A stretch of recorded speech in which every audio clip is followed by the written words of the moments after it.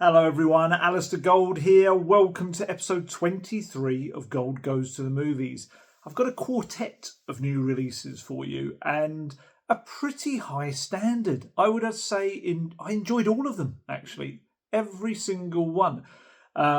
Certainly a couple of them were really top draw for me. Another one was very good and one where it was decent, but no stinkers this week. None that I would advise you just to steer clear of. And yeah, a really good bunch of movies and just a nice eclectic mix as well, I would say. Very different kind of films. I also went to the theatre actually to see The Curious Case of Benjamin Button, which I'm not going to speak about in this because we're going to talk about movies in this, but I would highly recommend that as well. It's fantastic. It's not like the film, but it is absolutely incredible. It's one of the best musicals I've actually gone out to see in the theatre in the West End. So just a little aside there. Let's get on to the movies. We've got 2 from the cinema and 2 on streaming. So first 2, the cinema movies are The Long Walk, which I've just returned from not too long ago. Caught Stealing as well, and then on streaming, Highest to Lowest on Apple TV and Thursday Murder Club on Netflix. No Blast from the Past movie, I'm afraid, this week because I've been a little bit TV obsessed. I've been watching Alien Earth, which is excellent, and Sons of Anarchy, which someone put me onto, which I just never got round to seeing. So I'm kind of working my way through those. So the Blast from the Past got missed out, unfortunately, this week. But there will be one on the next one, I promise. Let's start with The Long Walk, which is the latest Stephen King adaptation. After we had The Life of Chuck, which was in the recent video, might have even been the last one, and The Monkey earlier in the year as well. And there is also The Running Man coming up in, I think it's next month now. No, 2 months' time. So he has been a busy man in terms of film adaptations. Probably didn't have too much to do with them, but, hey, just shows the amazing bibliography, I guess, he's got, that he's got so many great works and can be made into movies. The Long Walk, I loved it. Absolutely loved it from start to finish, if you'll pardon the expression. If you're not aware what it is, it's about this grueling walking contest in a dystopian version of the USA, featuring these 50 young men. They're technically called boys, but I think they're 18 and over in this. 50 young men, I think it's 100 in the original book, but it's 50 young men who must walk as far as they can until there is only one left. Unfortunately, that is exactly what it sounds like, because anyone that drops below 3 miles an hour gets a warning. If you get 3 warnings, then the next time won't be a warning. You will be shot and you will be killed. It is part of this kind of this thing to apparently re-energize this difficult time and people. And I know that sounds mad, re-energizing when people are dying, but it gives people some hope because the winner wins money beyond their wildest dreams and 1 wish. And that is something for people to aim for, apparently, in this terrible version of the world, or certainly the USA. And it's classic Stephen King, which is ironic because actually the original book wasn't under his name. This was actually the first book he ever wrote. It was in university. It wasn't the first published. We know that's Carrie. But he had to write it under his pseudonym, Richard Bachman. And if you're not aware about this little kind of period of his career, he wrote 8 books under that name simply because publishers didn't want any authors really to have more than one book out in a year. And he was quite a prolific writer. So to get around that, what he did was essentially have this pseudonym where he could get other books out into the market. And I think he did it from 1977 until 1985 when the world finally cottoned on to who that was. One of those other 8 books was the movie I mentioned earlier, or the book, The Running Man, which obviously we got a very loosely based movie adaptation starring Arnold Schwarzenegger, and the upcoming new version with Glenn Powell, which is meant to be more akin to the book. But yeah, so he has this little kind of series of 8 books that wrote under a completely different name, and I think now they're just out there as Stephen King books. But back to The Long Walk, the movie. I genuinely think it is getting up there towards the best Stephen King adaptations for me. I've had a little look at the reviews before I kind of came on here. They seem to be pretty positive. But for me, I would put it right up there, pushing towards. I know there's some pretty lofty ones, and I know we'll think Shawshank Redemption being up there. Stand By Me, of course, and obviously people love the original Carrie as well. And there'll be many others I've completely forgotten about because there's so many. Like I say, he is probably one of the most prolific authors out there. But I love this. I just love so much about it because you're on this long journey with these young men for hundreds of miles across day and night, all kinds of weather. It can be grueling, it can be uplifting, it can have dark moments, light moments, it can be quite gory in moments as well. It's got twists, it's got turns, and some of these young men, you'll quickly like them, you'll get attached to them. Some of them you will just dislike from the instant it begins, and some of them you will grow to like, some of them you will grow to dislike. It's just fascinating different characters in it. Some are selfish, some look out for the others.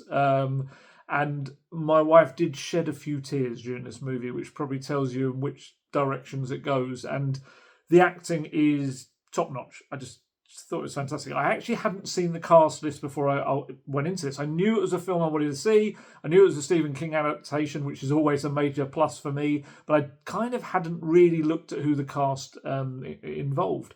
And one of the leads, I actually told my wife, kind of as it was going on, he looks like a young Philip Seymour Hoffman.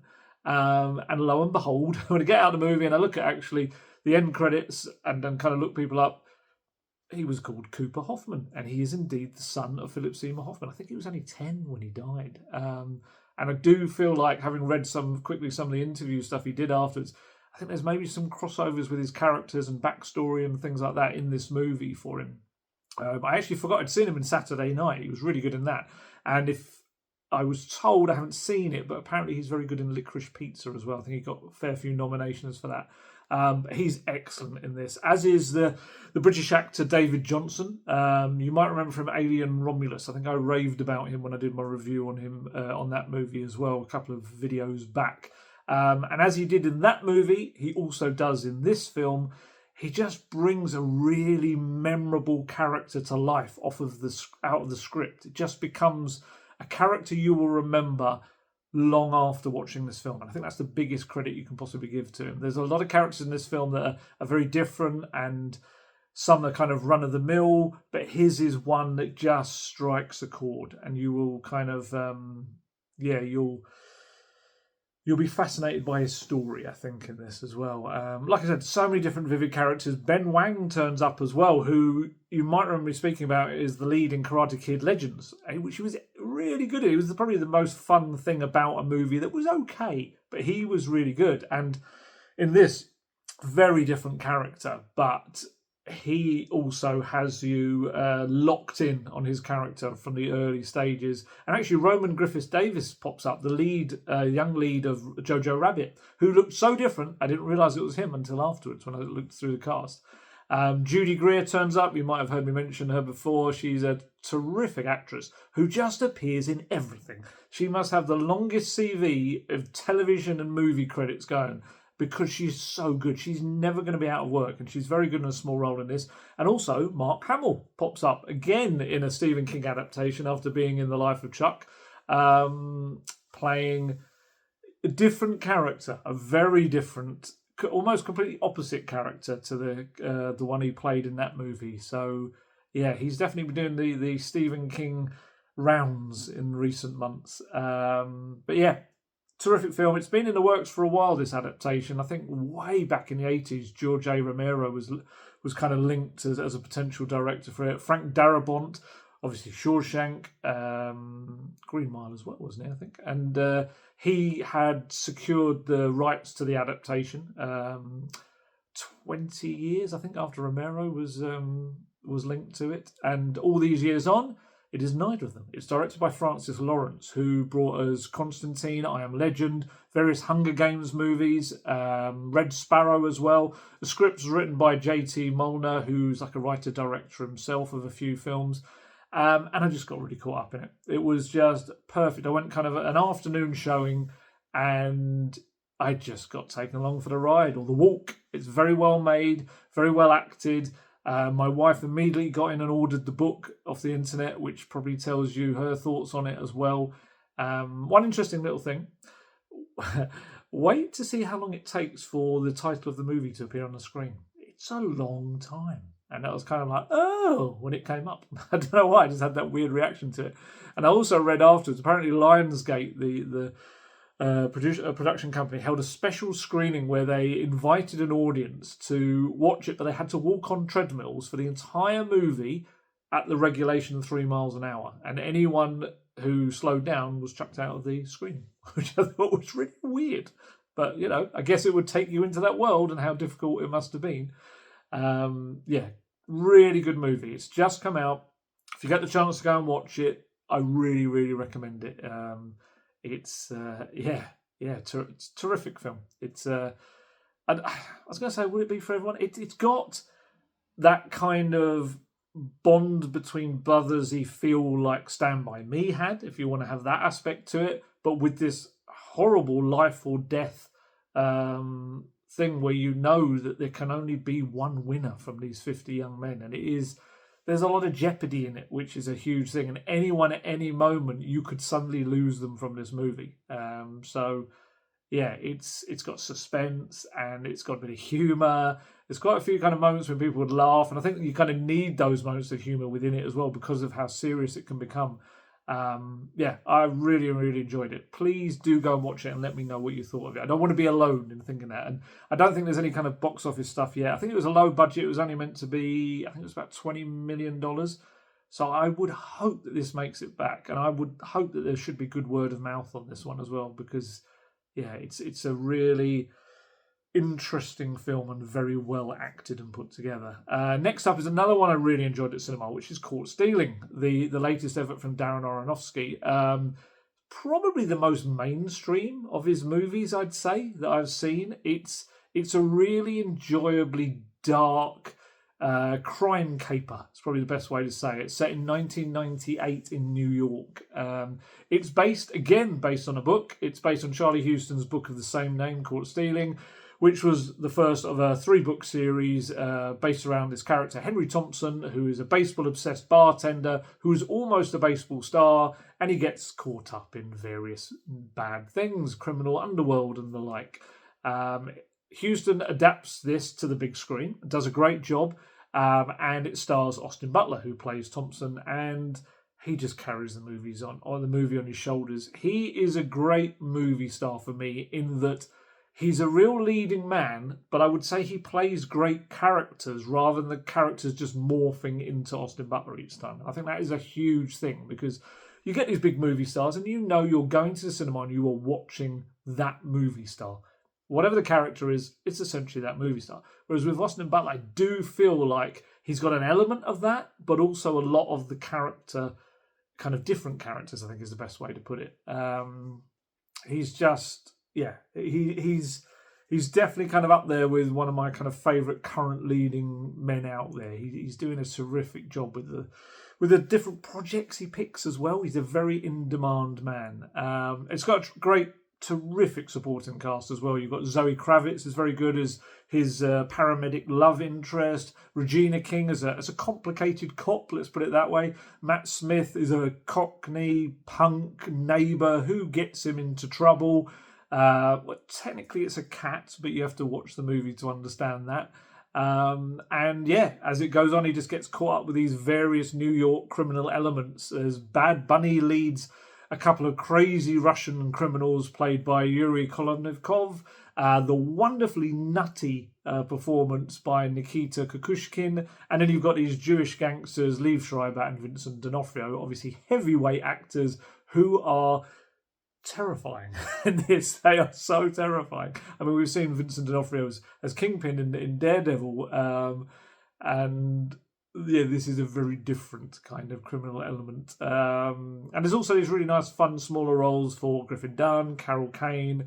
It's just got this great kind of cast around Austin Butler. It's clever, it's fast-paced, it switches from quite light and humorous to very dark and serious quite quickly. It can be violent in moments, in other moments it can be just kind of, like I say, like a clever crime caper as well. It's got some twists and turns, and it is all held together by Austin Butler and that cast. And Unfortunately, I don't think it's made its $40 million budget back, which is such a shame because I'd love to see them do the rest of this trilogy. You can kind of see the ways this character can go. I think it's only made $26 million, so I don't know if we'll get to see the rest of this trilogy, which is a shame because I really enjoyed it. It was a really good... I went by myself to this one, and a really good kind of couple of hours at the cinema. I would recommend it to anyone. And now the link between this movie and our next is the director of photography, Matthew Libatique, who went from working on this movie, Highest to Lowest, that I'm about to talk about, and then went into Caught Stealing. He is a prolific cinematographer. He's got 3 Academy Award nominations for Black Swan, Star is Born, Maestro. He collaborates with so many different directors, Darren Aronofsky, Spike Lee, Bradley Cooper, Jon Favreau. He did Iron Man 1 and 2 and Cowboys and Aliens, completely different films. Joel Schumacher as well. He did a few with the first Venom movie. He goes for these big dramatic films to kind of like real popcorn films as well. And here he is doing Highest to Lowest, which is Spike Lee's latest movie. His 5th collaboration with Denzel Washington. Although they haven't worked together for 20 years since Inside Man in 2006. They, of course, if you're not aware, did Mo Better Blues, Malcolm X, and He Got Game as well before Inside Man, and now Highest to Lowest. This movie, which is on Apple TV, is a remake, essentially, of Akira Kurosawa's 1963 Japanese film, High and Low, which itself was based on a 1959 American novel, King's Ransom by Ed McBain. It has just crossed my mind that all 4 movies are based on books. I didn't even think about that before I started this video, but they are. All 4 of them are. I guess at the core of this story lies the moral question over who would you pay ransom money for if someone was kidnapped? Like, who would it have to be? As with Caught Stealing, it is held together, this movie, by a powerhouse lead performance, and it obviously is Denzel Washington here as David King, the founder of Stacking Hits Records. I would be stunned if there's not some kind of nominations down the line somewhere for Denzel Washington. He is just... you can't take your eyes off him, as you rarely ever can, but he is so good in this. And it's... the movie itself, it's good. It's tonally all over the place at times. It veers from these really great moments of Spike Lee style with vibrancy, freshness, to some really bog-standard kind of procedural crime movie stuff.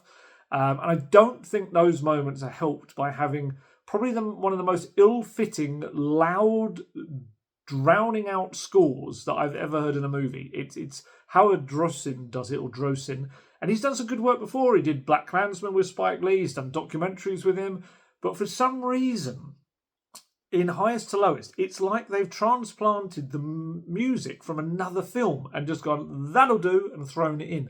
It is... some of it sounds like it's from The Fugitive.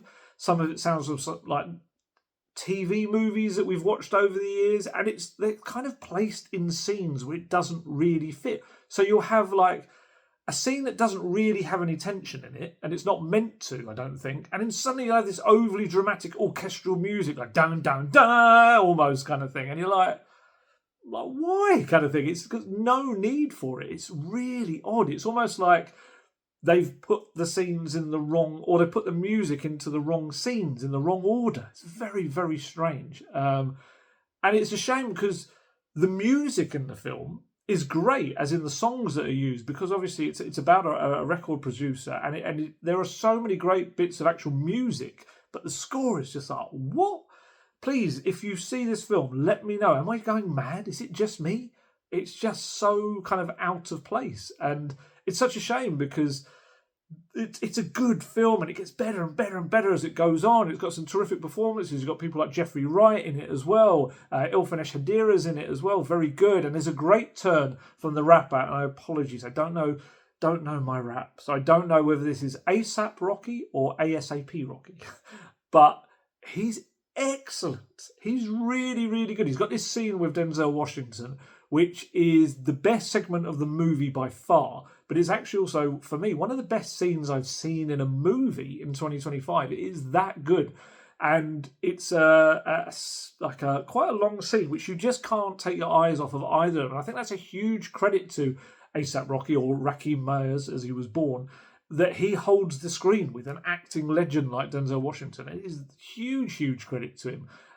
Speaking of Denzel, there is one other scene which requires you to, probably the biggest suspension of belief ever, of a 70-year-old man sprinting down a road essentially like Usain Bolt, and leaping over a subway turnstile in a feat of agility which is only fitting to the stuntman, who clearly is doing it and looks nothing like Denzel Washington. Although, to be fair to Denzel, literally the next scene, he is running up a flight of stairs, and you can tell it's him in far more energetic style and speed than I can manage at, 30 years younger. So fair play. He is clearly a man in great shape, but he is not in the kind of shape to do the previous scene, which requires superhuman sprinting.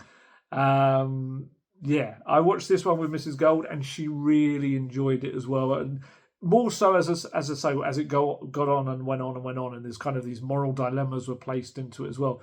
Because the movie it starts as is not the movie it ends as. And that's what I mean about tonally, it kind of goes all over the shop, but that kind of keeps it interesting. It's just that score that is going to haunt me forever. It came out briefly at the cinemas in the US, I think, and it's A24 film, but mostly it is a streaming movie. And yeah, I would recommend it. Like I say, it's got some real Spike Lee classic touches to it, which are great. And the performances are great. Just let me know what you think of the score. That strange music choices that are used. Final movie of the bunch, again based on a book, is Thursday Murder Club, which is on Netflix. It's based on the hugely successful murder mystery novel by Richard Osman, which sparked a series of novels about these amateur detectives who live in a retirement home and meet weekly to discuss and try to solve cold cases. This one is directed by Chris Columbus of Home Alone 1 and 2, Miss Doubtfire, a few of the Harry Potter films, I think the first couple. It's filmed from a screenplay by Katie Brand and Susan Heathcote, and just British acting royalty aplenty. You've got Helen Mirren, you've got Piers Brosnan, you've got Ben Kingsley, you've got Celia Imrie, you've got David Tennant, Jonathan Pryce, Naomi Ackie, Richard E. Grant, and Paul Freeman also turns up, who I will always know as Belloc from Raiders of the Lost Ark. It's a fun little movie. It never really reaches any particular heights, and I think it's only elevated above like a Murder, She Wrote, Miss Marple-like procedural TV movie by the cast, who are all very charming and, of course, are terrific actors and actresses. And I would say it's a Sunday afternoon movie rather than a Saturday night one, if you know what I mean. It does feel like a TV movie rather than one you need to see on the big screen. And obviously, it is on Netflix, so you're not seeing it on the big screen. Although I think it did get a very brief cinema release here in the UK for just a couple of days. A little bit of trivia for you. Ingrid Oliver, who plays Celia Imrie's daughter in the movie, is married to Richard Osman, who wrote the book. And also there's a few little in-jokes you might notice in it, with little nods to Prime Suspect and The Queen, which of course Helen Mirren starred in. So yeah, a good quartet of films, very enjoyable. What's coming out next? We've got Big Bold Beautiful Journey with Colin Farrell and Margot Robbie. It comes out next week, I think. Then the following week, there's quite a lot of buzz about Paul Thomas Anderson's One Battle After Another, which has got Leonardo DiCaprio, Benicio del Toro, Sean Penn. The same week, we've got Strangers Chapters 2, which we got a trailer for before The Long Walk, which looks suitably creepy. I didn't see the first one, though, so I think I'm going to have to see that. Then comes The Smashing Machine with Dwayne Johnson and Emily Blunt, which is also getting lots of good buzz. Channing Tatum, Kirsten Dunst, Peter Dinklage are all in Roof Man, which comes after that. Then I think after that we've got Tron 3. So loads of movies coming out, absolutely loads of them. But yeah, I really enjoyed overall the quartet this week. It was a good bunch, particularly The Long Walk and Caught Stealing. And Heist to Lotus is good. It's good. Thursday Murder Club it's a nice kind of throwaway movie, as it were. But please, if you see any of those four, let me know your thoughts on them, especially that music in Highest to Lowest. But yeah, various other bits and pieces as well, because yeah, they're all four good films I wouldn't steer you away from, to be honest. So that's all for this week, just the four of them. But I will be back as soon as I've watched some more. Give me some time and I will. And as always, stay healthy, stay safe, look after yourselves, and most of all, keep watching those movies. Goodbye.